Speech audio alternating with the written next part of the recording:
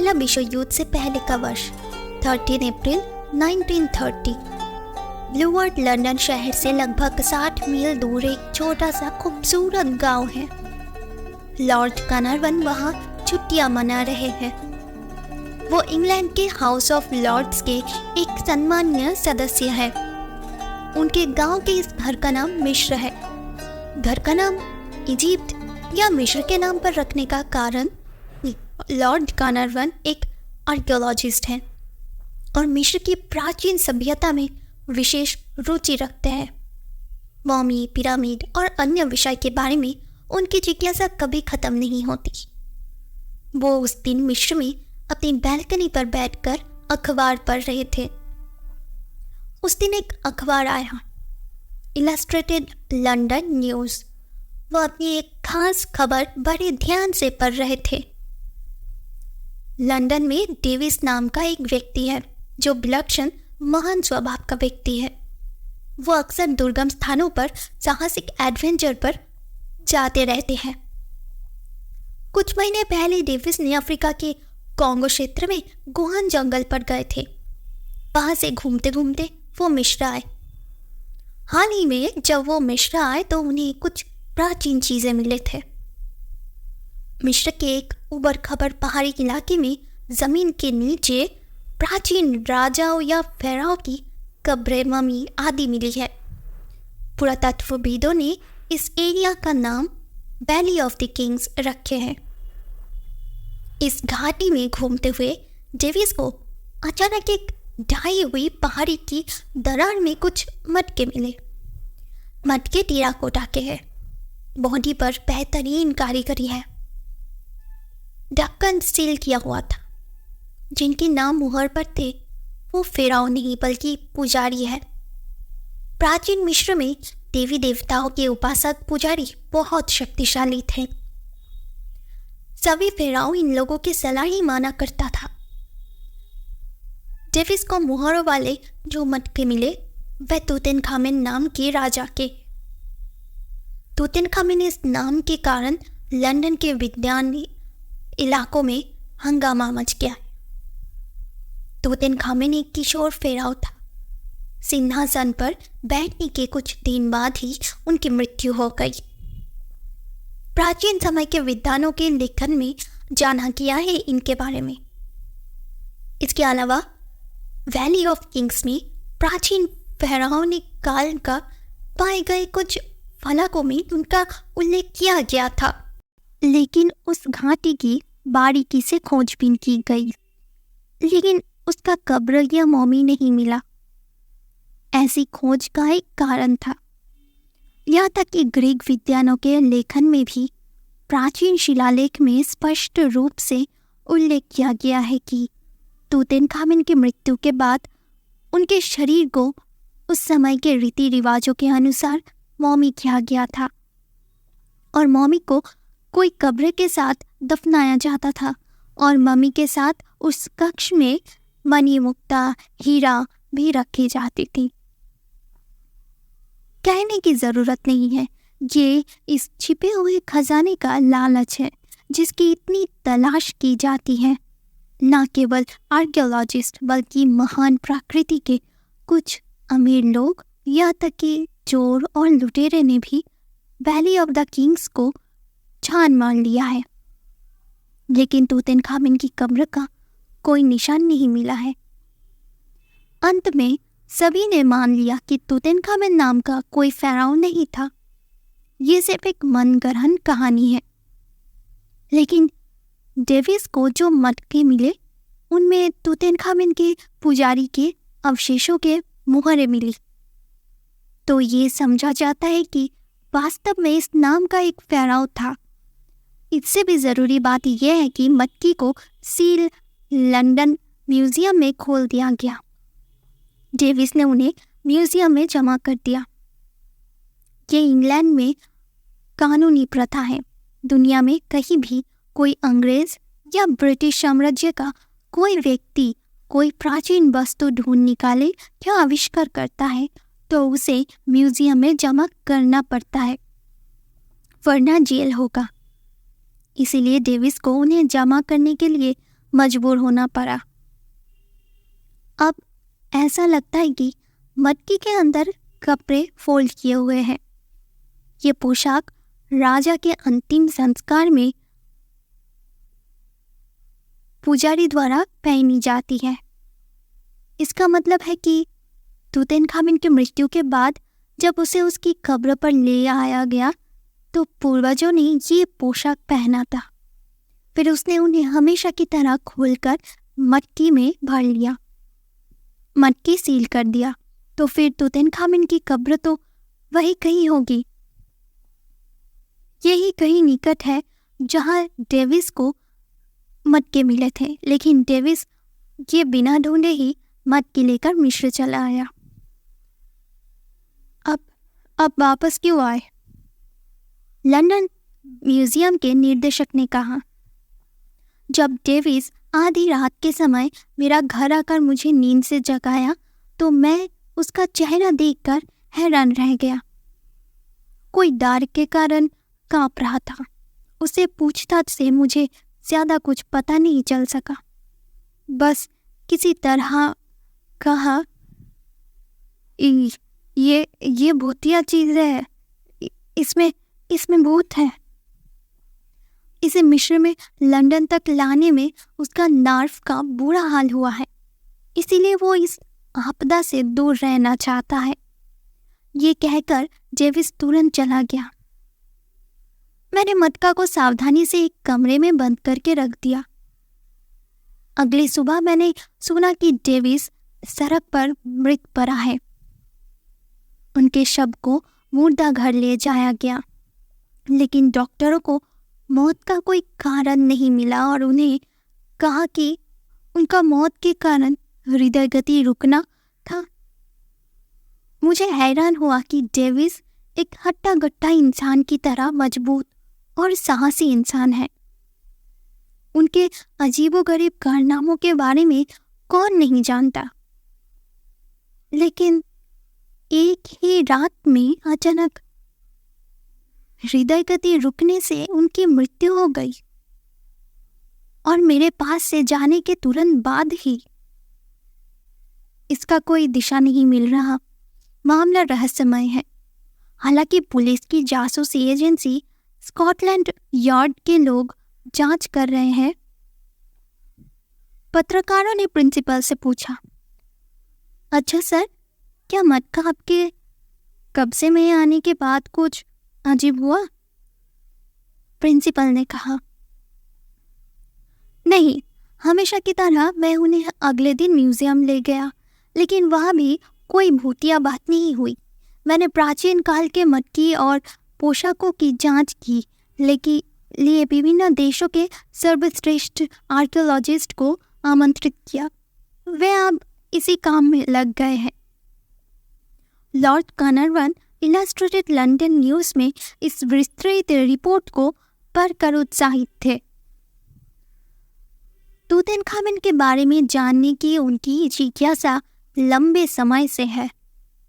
उसने बहुत सारे दस्तावेज हड़प लिए, यूरोपीय और अमेरिकी म्यूजियम या प्राचीन वस्तुओं की दुकानों में खोजा है।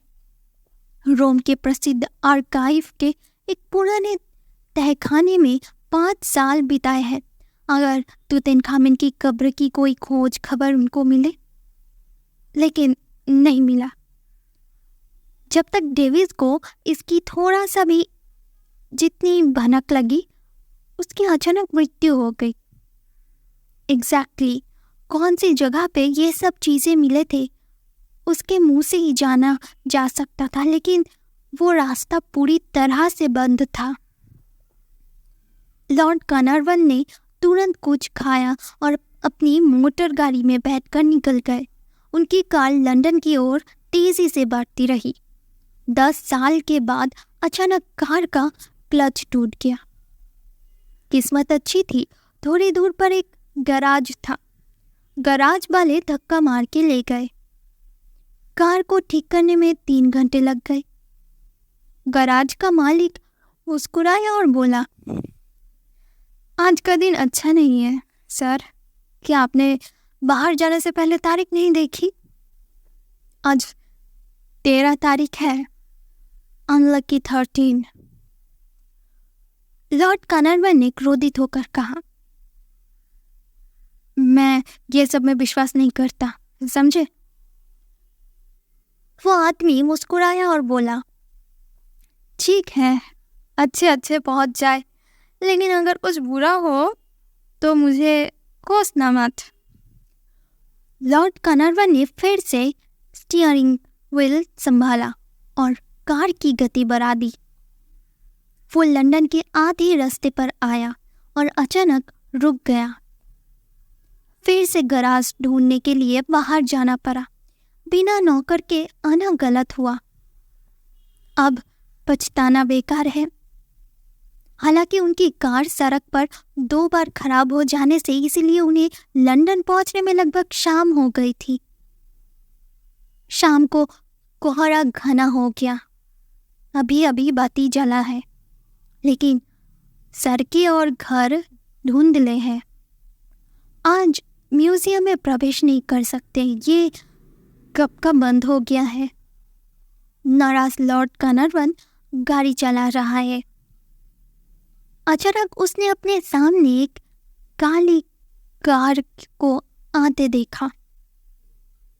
कार एक घोड़ा गाड़ी है। कार नजर में आ गई, लेकिन लॉर्ड कार्नरवन को डर लग गया जब उन्होंने घोड़ा गाड़ी को सीधे उनकी गाड़ी की ओर आते देखा। उसने जोर से हॉर्न बजाया, लेकिन नहीं, ये सामने आता गया।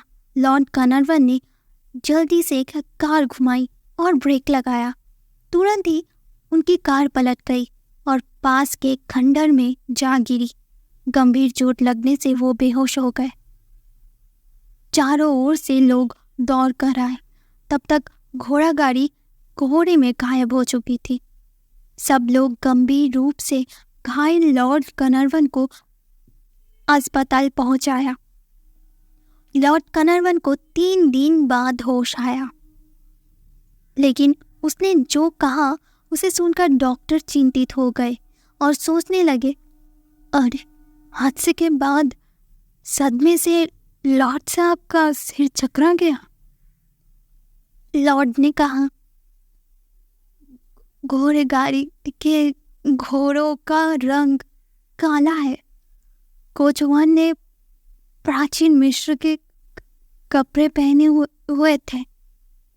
मैंने घोड़सवार को स्पष्ट रूप से देखा। ऐसा लगता है कि उसके सिर पर फेराव का ताज था। वो हाउस ऑफ लॉर्ड्स का एक सदस्य है। उनके इलाज में कोई त्रुटि नहीं होगी। उसी मनोरोग वार्ड में ले जाया गया। प्रसिद्ध मनोवैज्ञानिक डॉक्टरों ने उनकी प्रकार से परीक्षा करके रखा। नहीं, लॉर्ड पूरी स्वस्थ है। हालांकि जिस तरह से वो घोड़ा गाड़ी के मामले का वर्णन कर रहा है, उससे पता चलता है कि वो इल्यूशन से ग्रस्त था, जो कि आंखों की गलती है। वो मिस्र के बारे में समाचार पढ़ने के बाद जल्दी से लंदन लौट रहा था और पूरे रास्ते उसके दिमाग में यही विचार था। इसीलिए उसने कोहरे और अंधेरे में घोड़ा गाड़ी को देखने की गलती कर दी। गलती के परिणाम स्वरूप उसने तेजी से ब्रेक दबाया और कार स्वाभाविक रूप से पलट गई। ये भी हो सकता है कि मति भ्रम के फलस्वरूप उसने घबराहट में कार खंडर की ओर मोड़ दी हो।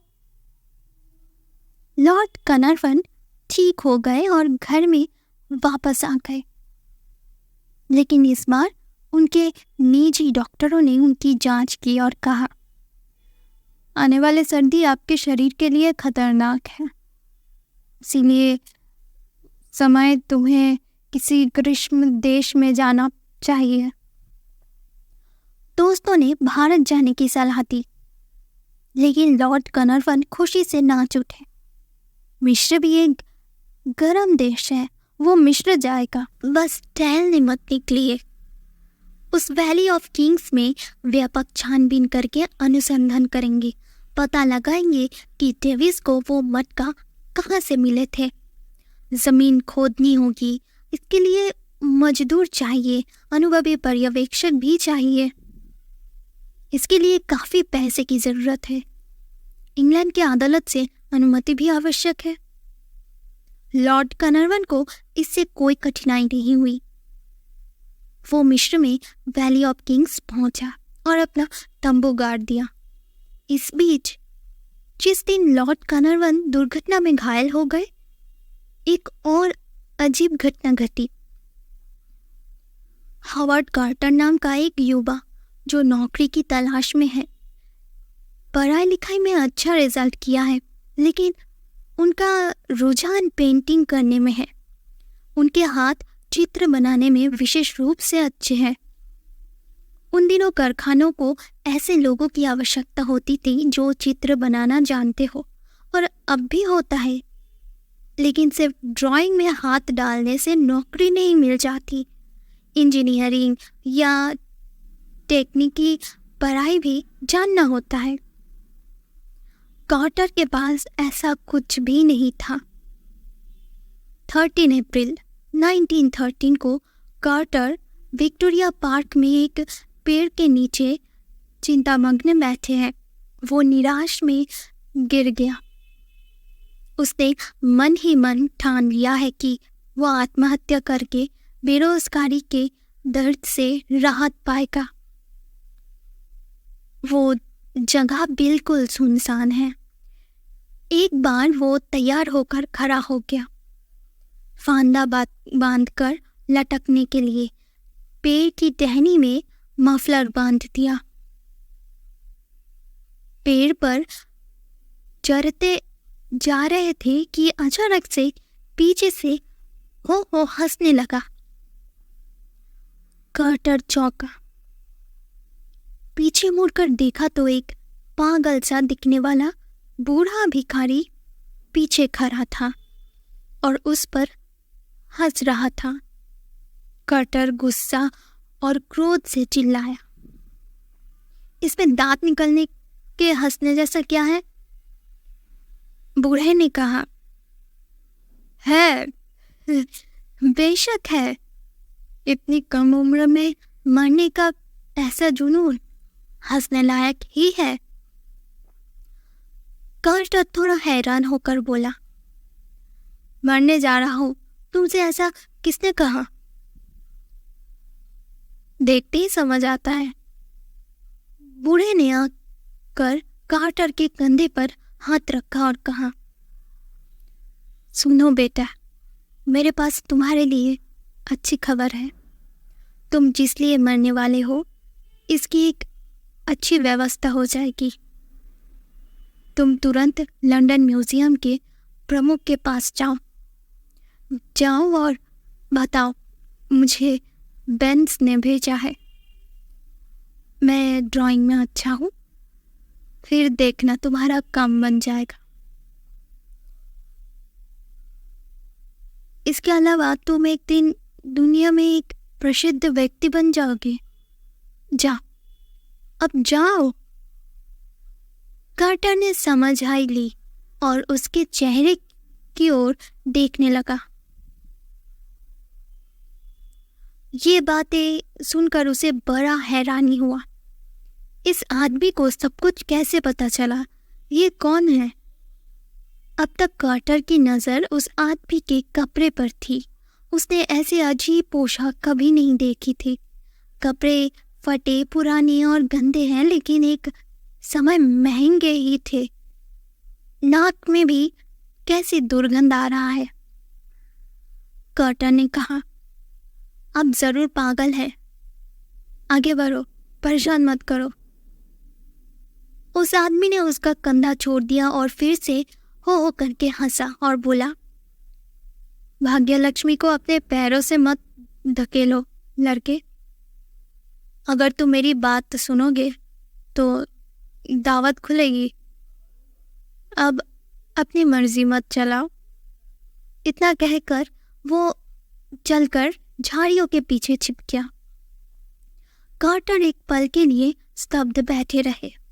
फिर उसने सोचा, देखता हूं कि उसकी बात सच है या झूठ।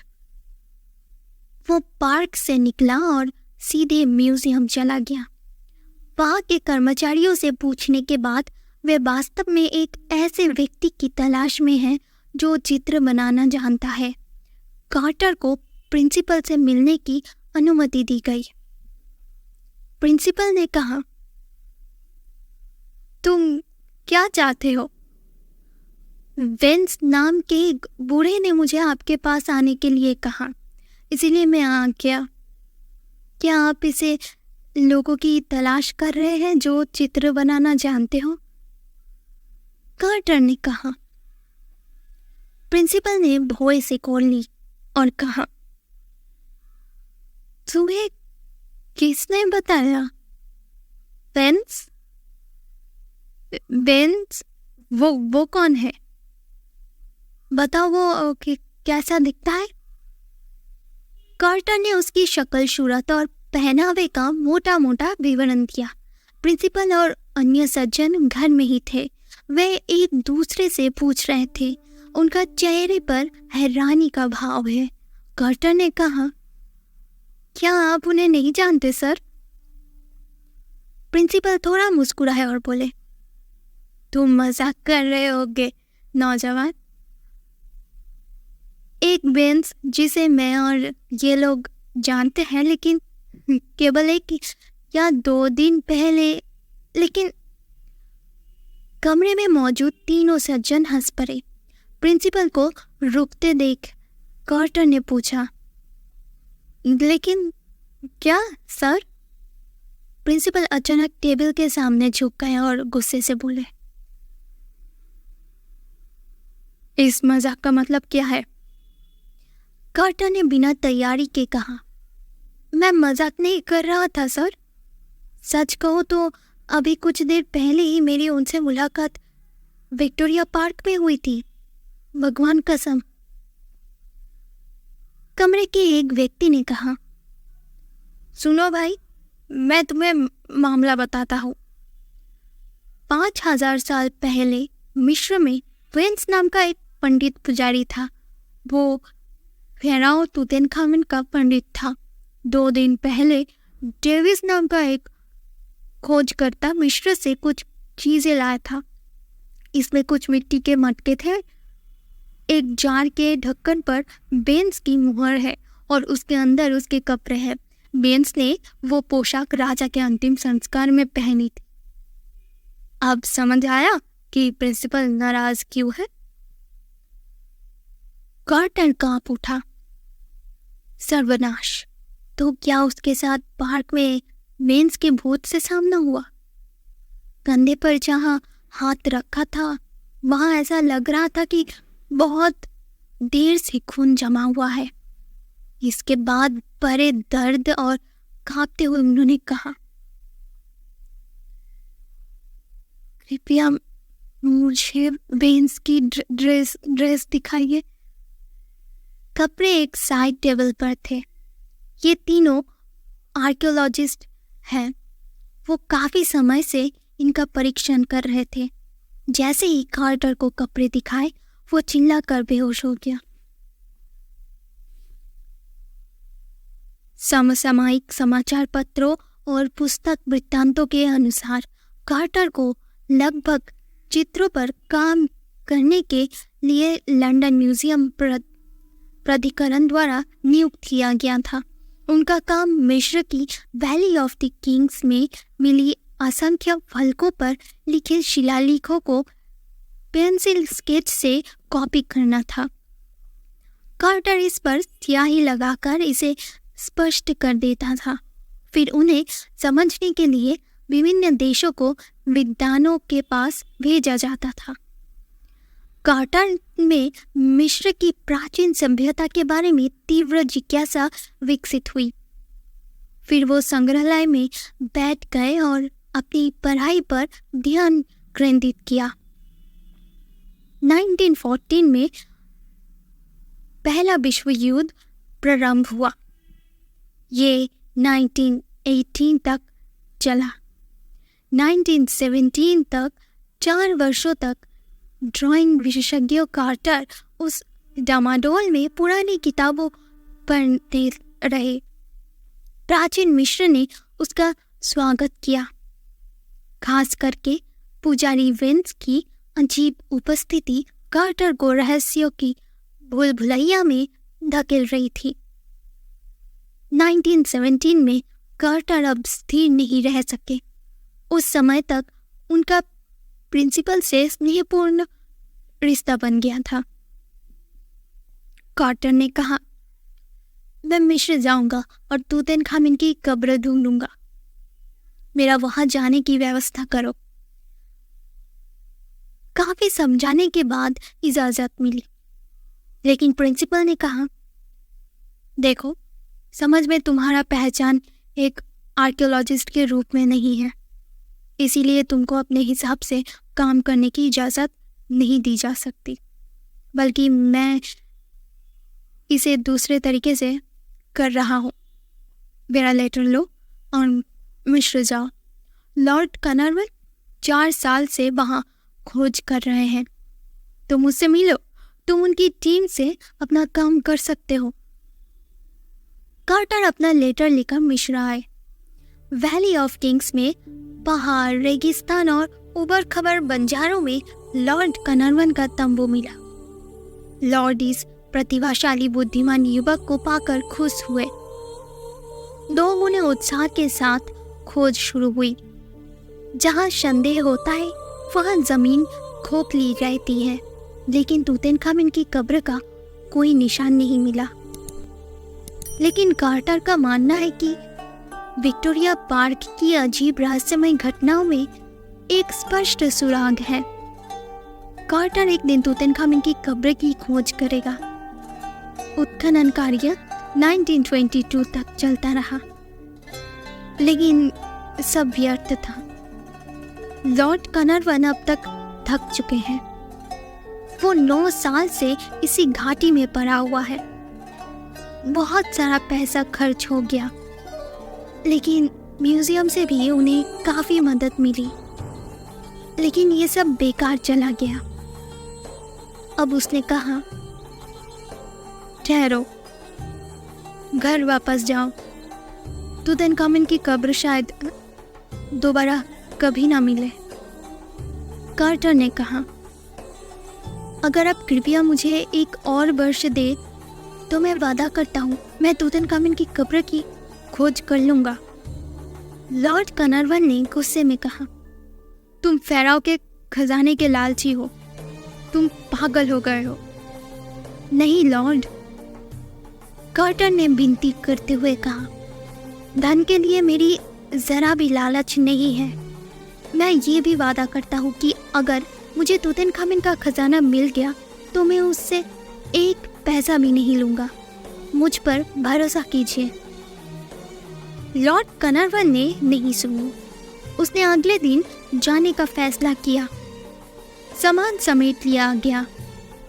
सुबह सुबह मोटर कार, खच्चर, ऊंट और घोड़ों पर खोजी दल निकल पड़ेगा। रात में कार्टर उदास होकर तंबू से बाहर घूमने लगा। पूनम की रात।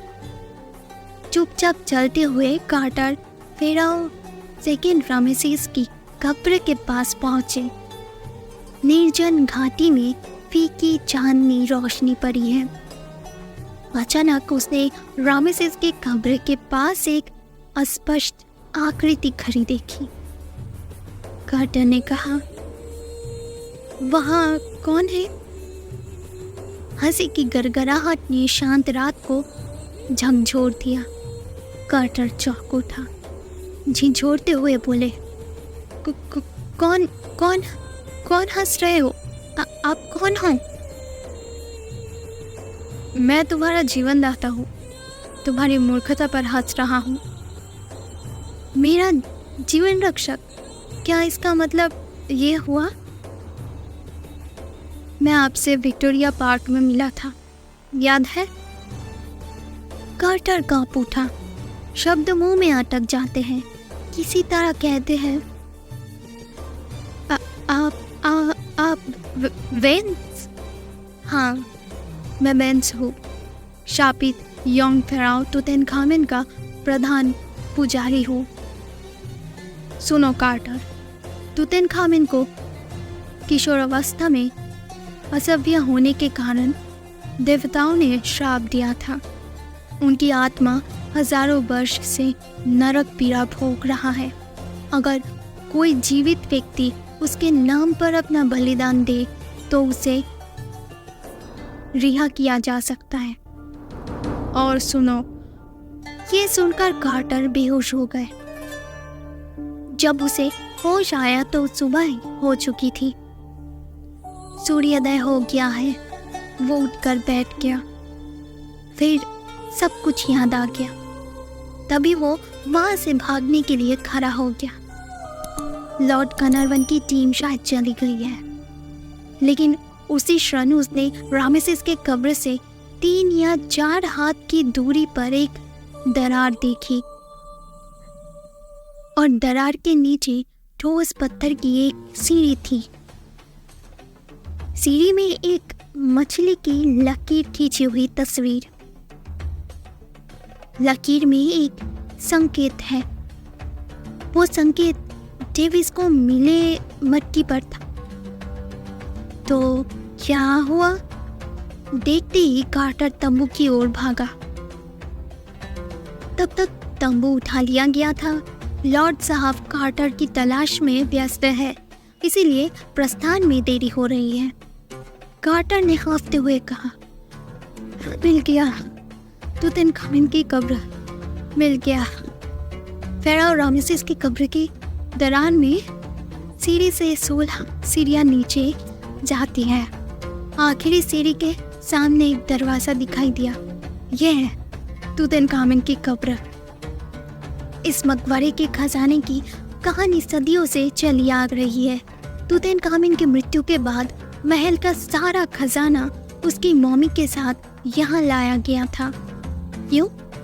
इसका उत्तर भी एक पैनल में उपलब्ध है। देवताओं द्वारा शापित होकर किशोर राजा तुतनखामेन की मृत्यु हो गई, इसीलिए पुजारियों ने फैसला सुनाया कि राजा के महल के सभी गहने शापित थे। जो लोग ये धन दौलत का उपयोग करेंगे उनको भी श्राप लगेगा और शीघ्र ही एक घातक बीमारी का शिकार होकर मर जाएगा। अब तक शापित राजा की मौमी और खजाने की कहानी सच साबित होने वाली थी। अकेले लॉर्ड कनरवन और कार्टर टीम का हर आदमी उत्सुकता से दरवाजे की ओर देख रहा था। आखिरकार कार्टर परीक्षण कर रहा था कि दरवाजे कैसे खुला जाए। तभी वे चौंका और बोले, लॉर्ड, ऐसा लगता है जैसे ये दरवाजा किसी समय तोड़ा गया था। लॉर्ड कनरवन ने हैरान होकर कहा, क्या? हाँ लॉर्ड, देखिए, दरवाजे की सील मोहर 2 हिस्से में बट गए हैं और किसी ने टूटी हुई जगह को वापस जोड़ने की कोशिश की है। इसके अलावा दरवाजे के बीच वाले हिस्से पर भी ध्यान दें, जगह जगह पर दरारें पड़ गए हैं। लॉर्ड कनरवन ने जांच की और कहा, ऐसा लगता है कार्टर, लेकिन अगर ऐसा है तो निश्चित रूप से अंदर सोने का एक भी दाना नहीं है और ये संदिग्ध है कि कोई मौमी भी है या नहीं। कार्टर ने चिंतित होकर कहा, तो फिर चलो दरवाजा तोड़े और देखें कि क्या हुआ है। लॉर्ड कनरवन ने कहा, लेकिन अगर सच में अंदर कुछ भी नहीं है तो आखिरकार दुनिया के आर्कियोलॉजिस्ट और यहाँ तक कि लंदन म्यूजियम के अधिकारी भी सोच सकते हैं कि हमने सभी खजाने को नष्ट कर दिया है और झूठ बोला है कि इसे किसी ने हम लोगों से पहले ही दरवाजे तोड़ दिया है ना कार्टर? कार्टर ने इसके बारे में सोचा और कहा, हाँ, ये तो सही बात है। कार्टर, ब्रिटिश कानून के अनुसार तुतनखामन से जुड़ी सब कुछ ब्रिटिश साम्राज्य का शाही संपत्ति मानी जाएगी, इसीलिए हमें झूठी बदनामी में पड़ना नहीं चाहिए। इसके बजाय हम लंदन म्यूजियम अधिकारिता को समाचार भेजते हैं। उनके विशेषज्ञों की टीम आकर सबसे पहले जांच करे कि दरवाज़ा वाकई बहुत पहले टूटा था या नहीं। फिर हम उनके सामने ही दरवाज़ा तोड़ देंगे और अंदर जाकर देखेंगे कि वहाँ क्या है। अगर ऐसा रहा तो कोई हमें चोर नहीं कह पाएगा। कार्टर ने सहमति में कहा, सही है लॉर्ड, आज ही टेलीग्राम की व्यवस्था करता हूँ मैं। लोग भेजा गया कायरो शहर में। वहाँ से टेलीग्राम गया और तुतनखामन की कब्र के दरवाजे पर एक पहरा था। लॉर्ड गलनरवन और कार्टर सतर्क रहे। बदले में दोनों ने रात में पहरेदारों की निगरानी की। चौथी रात को एक दुखद घटना घटी। आखिरी रात को देखने की बारी लॉर्ड गलनरवन की थी। कार्टर को जगाने के बाद वो तंबू में सोने चला गया। रामेसेस के कब्र के पास तंबू। लॉर्ड के जाने के कुछ देर बाद कार्टर को कहीं से चीख की आवाज सुनाई दी। मामले की जांच के लिए गार्ड को भेजा। थोड़ी देर बाद वो दौड़ता और हाँफता हुआ आया और बोला, लॉर्ड साहब रामेसेस की कब्र पर पड़े हुए हैं। उस पर आखिरी रात हंगामा मच गया। लॉर्ड साहब के शरीर पर कहीं कोई चोट का निशान नहीं है, लेकिन वो मर चुका है। मुंह से झाग के साथ खून है, नाक में ताजे खून के कुछ बूंदे। लॉर्ड गलनरवन के शव को कायरो के मुर्दघर में भेज दिया गया। शव परीक्षण में मौत का कोई कारण नहीं पाया गया। रिपोर्ट में बस यही लिखा गया, हार्ट अटैक। शायद अचानक डर या उत्तेजना के कारण हृदय गति रुकने से मृत्यु हो गई। बेशक वो बूढ़ा था, ऊपर से ऐसी बंजर जगह पर 10 साल गुजरना, नहाना खाना नियमित नहीं था। 10 वर्षों तक नर्व पर दिन व दिन तीव्र दबाव बढ़ा हुआ था। मानसिक स्थिति और स्वास्थ्य दोनों को देखते हुए हृदय विफलता असामान्य नहीं है। 7 दिन बाद लंदन से विशेषज्ञ पहुंचे। सभी आर्कियोलॉजिस्ट ने और प्रत्येक को प्राचीन वस्तुओं का असाधारण ज्ञान है। उन्होंने कब्र के दरवाजे की जांच की और कहा, हाँ, कुछ 100 साल पहले कोई दरवाजा तोड़कर अंदर घुस गया। वो बाहर आया और फिर से दरवाजा बंद करने की कोशिश की। मोहर जल्दबाजी में लगा दी गई। डाकू के बिना वह कौन हो सकता है। विशेषज्ञों के साथ अलग अलग देशों से कुछ पत्रकार और फोटोग्राफर भी आए थे। दरवाजे की कोई तस्वीर ली गई। रिकॉर्ड के हिसाब से ये छवि कीमती है।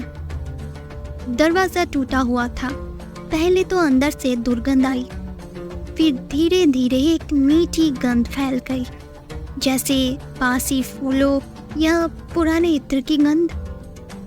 दोपहर को अंदर अंधेरा रहता है। पेट्रोमैक्स लैंप जलाने के बाद एक्सपर्ट्स ने प्रवेश किया। फिर वो चौंक कर खड़ा हो गए। कमरे के फर्श पर कुछ टूटे हुए बॉक्स, संदूक और बहुमूल्य प्राचीन कपड़े तथा पौराणिक सोने, हीरे, रत्न, मोती रखे हुए हैं। इसके अलावा वहाँ देवी देवताओं की असंख्य रत्न जड़ित मूर्तियाँ, सुंदर डिजाइन किया हुआ बर्तन, बहुत सारी तस्वीर थे। पहली तस्वीर इलस्ट्रेटेड लंदन न्यूज़ के एक फोटोग्राफ द्वारा ली गई थी। कुछ दिन बाद वो तस्वीर उस अखबार में छपी। आज भी इसे विभिन्न पत्रिकाओं में देखा जा सकता है। जब हैरानी समाप्त हो गया, तो विशेषज्ञों ने जांच की और कहा, लुटेरे खजाने लेकर भागने से चक्कर में वो अचानक किसी कारण से सब कुछ छोड़कर भाग गया और बाहरी दरवाजे को जबरदस्ती बंद कर दिया गया और यहाँ तक कि टूटी हुई सील की भी मरम्मत की गई। हमने ये देखा, लेकिन सवाल ये है कि क्यों उन्होंने ये सब कुछ क्यों फेंक दिया। कार्टर ने कहा, मुझे लगता है कि वह शायद बहुत डरे हुए थे। एक एक्सपर्ट्स ने कहा। डर किस बात का? कार्टर ने अपना सिर हिलाया और कहा, मुझे नहीं पता, लेकिन मुझे ऐसा लगता है कि घबराहट के अलावा इसका कोई और स्पष्टीकरण नहीं हो सकता। ऐसा लग रहा था मानो वह किसी आत्मा के आतंक देखकर इस कमरे से भाग गए हो। इस कमरे में तूतनखामुन की कई मौमी नहीं है। सामने एक छोटा सा दरवाजा दिख रहा था, लेकिन वो दरवाजा ठीक ठाक है। उसकी लॉक पर तूतनखामुन का चिन्ह अंकित मुहर था।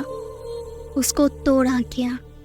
अंदर एक बेहद छोटा सा कमरा, कमरे के बीच में एक कॉफिन नजर आया।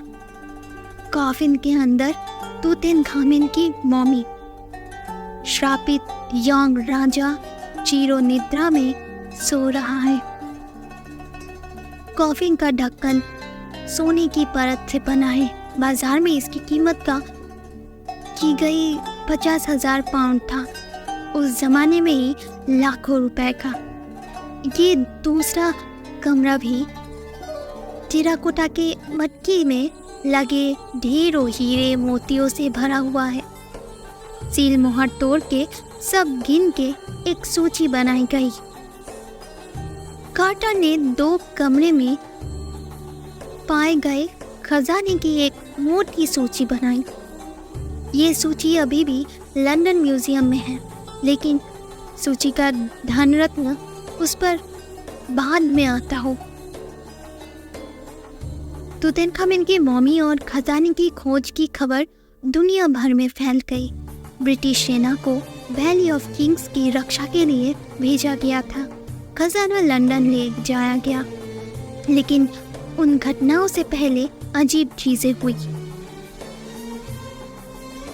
इस बार विशेषज्ञों के बीच तीखी नोकझोंक हुई। झगड़ा किस बात को लेकर हुआ था आज जानने का कोई उपाय नहीं है। हालांकि कुछ भी अंदाजा लगाना मुश्किल नहीं है। आपसी संघर्ष के फलस्वरूप कुछ लोग मारे भी गए। कार्टर को जान से मारने की धमकी देने वाले लेटर भी थे।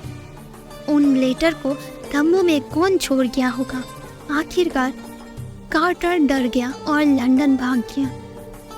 एक बात समझा जा सकता था, ये सभी घटनाएं छिपे हुए खजाने के लालच के कारण भी हो रहा था।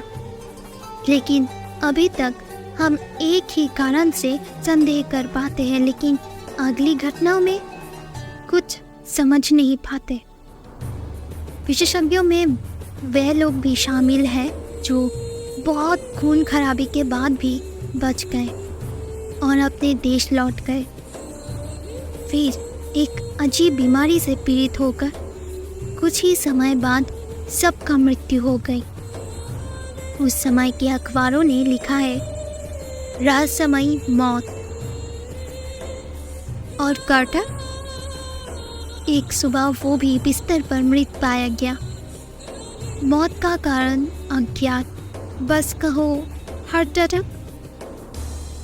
उसके आगे डॉक्टर ने लिखा, शायद डर या अचानक उत्तेजना के कारण। लेकिन इससे भी अधिक अजीब बात यह है कि कार्टर की निजी सूची के अनुसार लगभग 10% ही तूतनखामुन का खजाना लंदन ले जाए गए थे। बाकी 90% कहाँ गए? उसका खोज अभी तक नहीं मिला। धन्यवाद दोस्तों, आपको हमारी आज की कहानी कैसी लगी? कमेंट सेक्शन पर ज़रूर बताना। और चैनल को प्लीज़ सब्सक्राइब कर देना। हम लौटेंगे दूसरे किसी कहानी के साथ। तब तक के लिए गुड बाय।